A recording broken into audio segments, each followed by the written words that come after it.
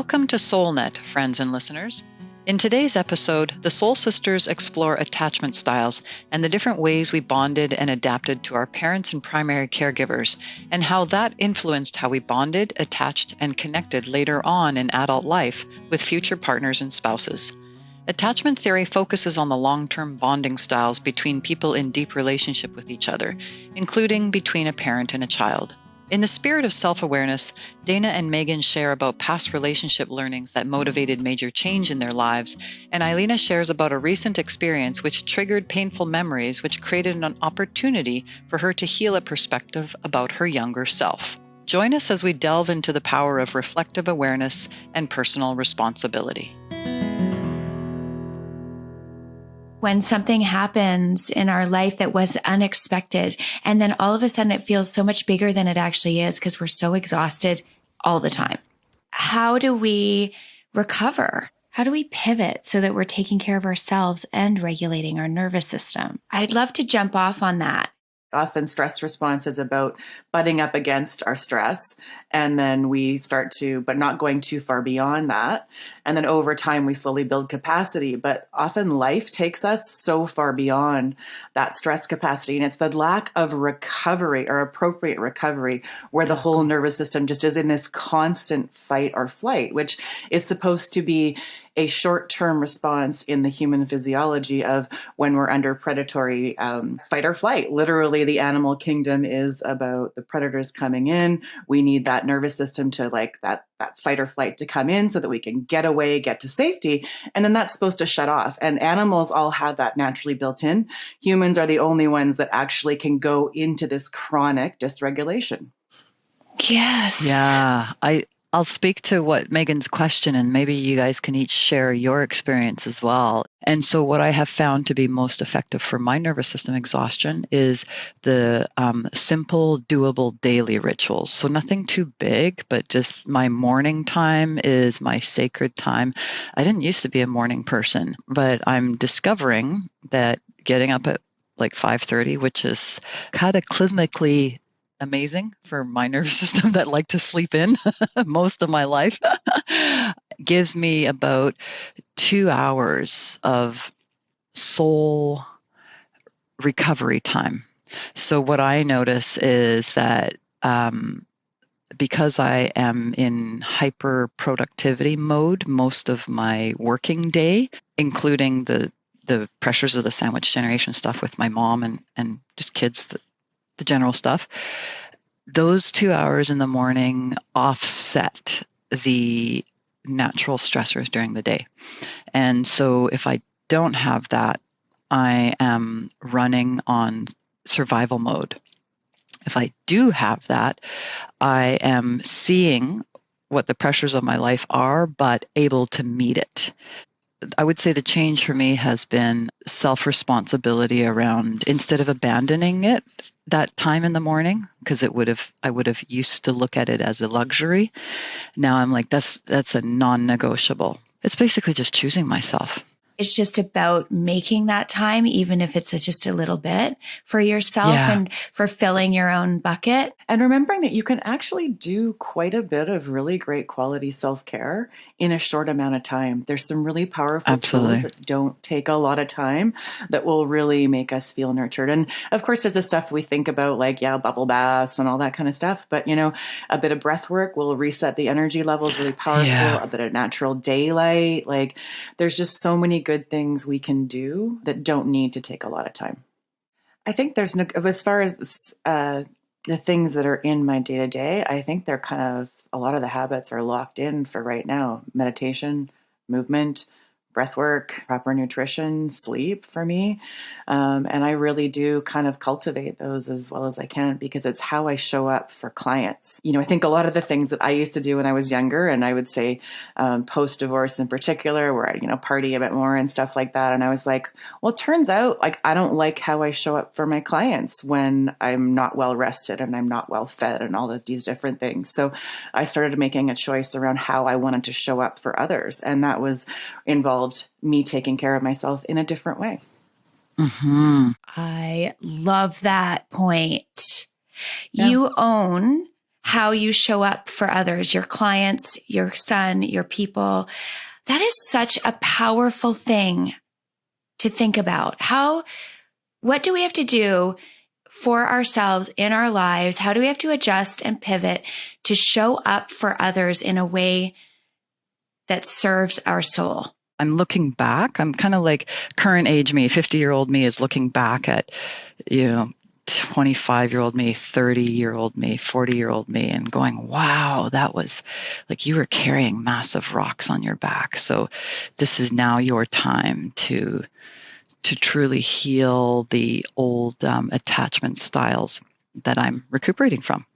If we look into attachment styles, one of the more difficult attachment styles to heal from is the disorganized attachment style, which I can go into briefly, but long story short, it's like the one that is hypervigilantly looking to be safe in the environment of upbringing that it was brought up in. And so that creates a high survival response to life.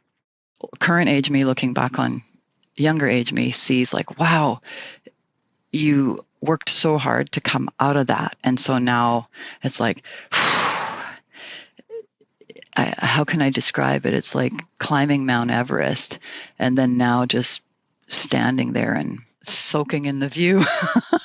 It's a tough climb. It's the climb that nearly kills you. And it's not done. It's not done until maybe our last day. But yeah. So just on the disorganized attachment style, are you saying like you've now at your 50-year-old self is healed from that? Great question. Like, because people might say, oh, like I have an anxious attachment style, or I think I was probably disorganized.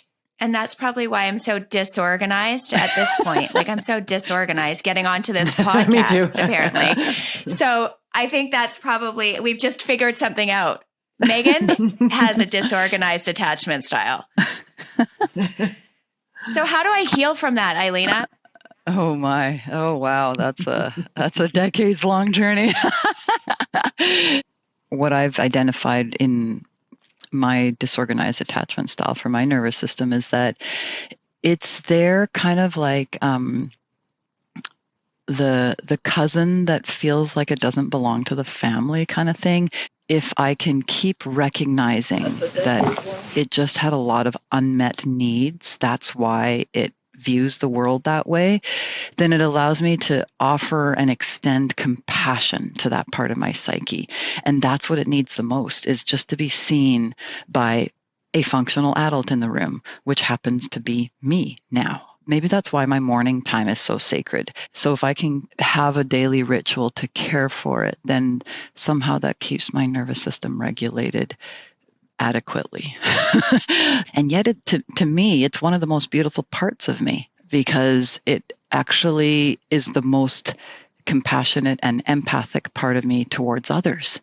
It's the part of me that people pleased because it genuinely loves other people and wants to engage with other people in ways like, hey, soul over there, I'm curious about you. Want to play? It's kind of like that. I'm curious how, for the two of you, what was your pivot point for self-responsibility of your awareness of your own system? It may have been, gradual over time, but I'm curious.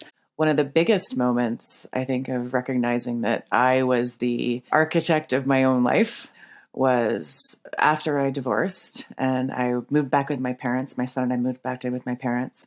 I went on this year of like absolute serial dating.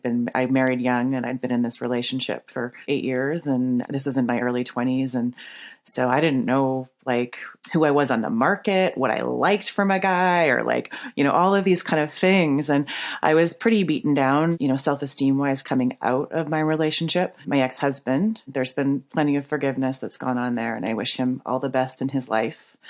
However, he would be in that category of verbally abusive, which was similar to my father's upbringing. Of course, we often choose these partners, especially when we get married at a young age. We're not really, I don't feel like many of us aren't in our own, in our best place to be choosing partners in our younger ages. And so I was in that category. So I came out of this 8-year relationship. I was pretty beaten down. So I did this year of serial dating. And I remember one night I'd been sitting in the bedroom, my bedroom at my parents' house, and I just started to like bawl. I was just like, I am not happy. This is not like, this is fun and this serves something, but I am miserable on the inside. And all the partying and all of the guys and all of these things are not filling the cup. And so I stepped back and I was like, where do I find joy? Where do I start to build myself back up? Where do I start to build my self-esteem? So I stepped away from dating and I started to take responsibility for my emotions and why I made the choices I'd made in the marriage, and started to grow. Wow. Yay, Dayna. I'm just gonna have a little cheer. Sorry. Thanks. But like, thanks, Meg. And it takes such courage and strength to go in like that and step out of what isn't serving you anymore, making that choice. And I think for a lot of people that have been in those kind of relationships, they can understand too that like there's so much allowing that we do in those situations. There's a lot of forgiveness around myself of like why I chose this as a partner and why I allowed these things, I think for some of us that grew up with parents together, that was the model that I had, that I would get married and I would be with this person for the rest of my life. And we would work through all of these hard times. And so I tolerated things, and it was partly what I'd been modeled with. That was the traditional model of the family unit that I grew up with. There was a lot of betrayals of myself that I felt coming out of that, and a lot of judgment around why I'd chosen this partner. And it's how we grow, but it is, from the bottom of it where we really start to like look at ourselves and what our part is in that choosing of the partner, right? What was I missing when I chose him? A pivot point for me with my self-awareness and self-responsibility came with my mom. So the relationship with my mom, I was her, for many, many years of my life, her primary caregiver. And so this, this disease to please others, like really probably was born in my relationship with my own mother, trying to please her from a very young age and all through my life. And it was my therapist that actually pointed out that the way that my mom spoke to me, the language she used, the tone she used was verbally abusive.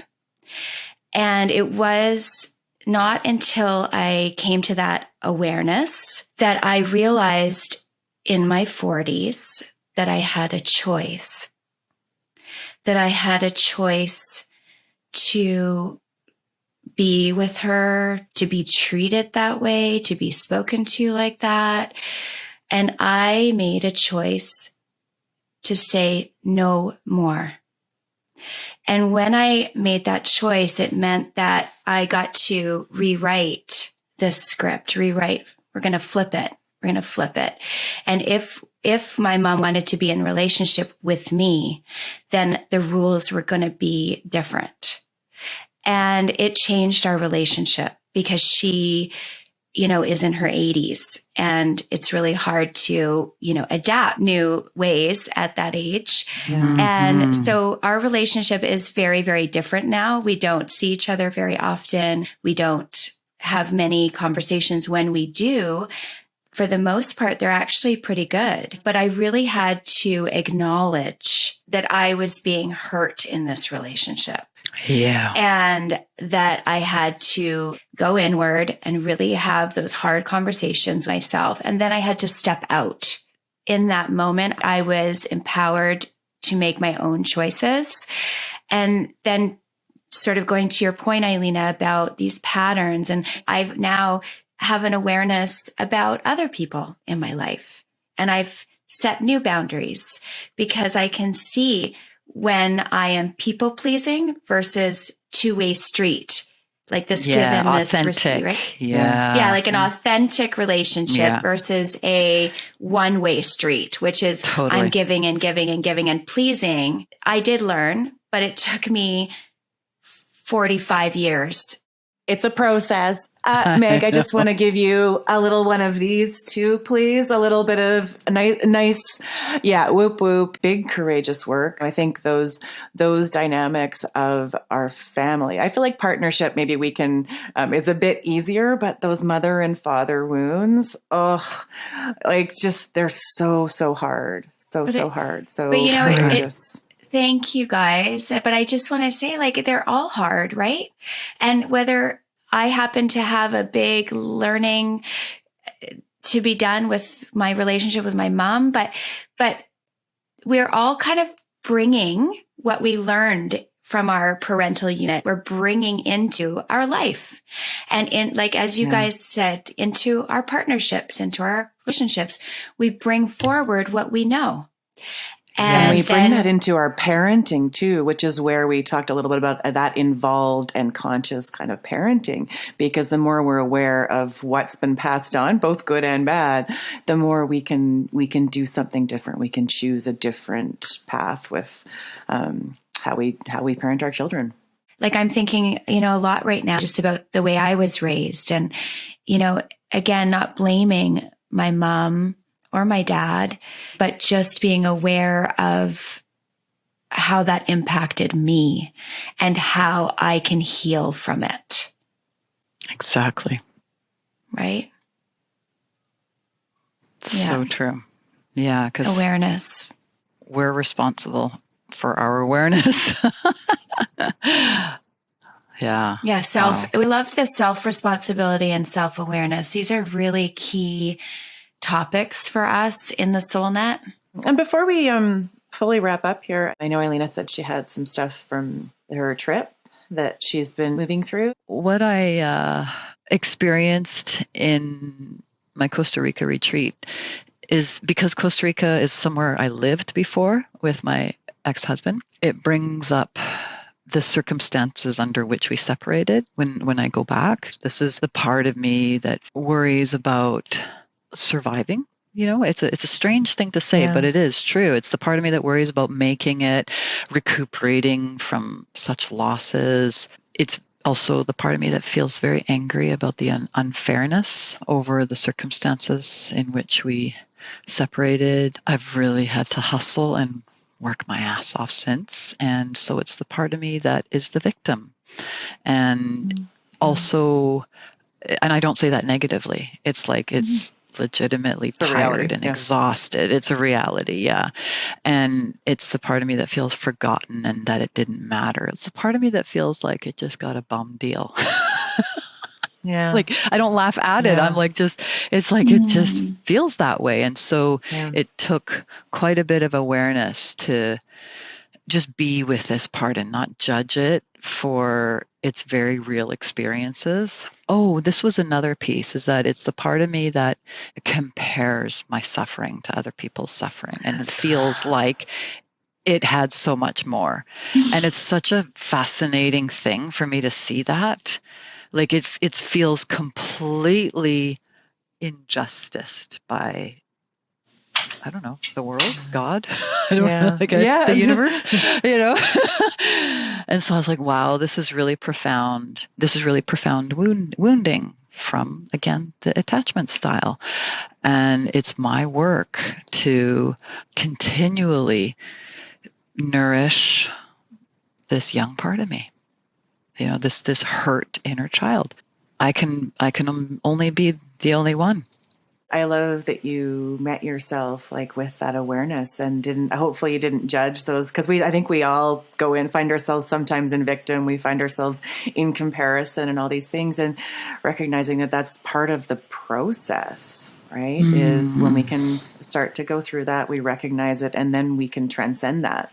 But if we don't actually take a look in and go, oh, I'm being a bit of a victim, or I'm in comparison, or whatever it is, then we start to move through it. And what helped for me was to literally join the part that was in comparison and validate its experience versus try and move past it.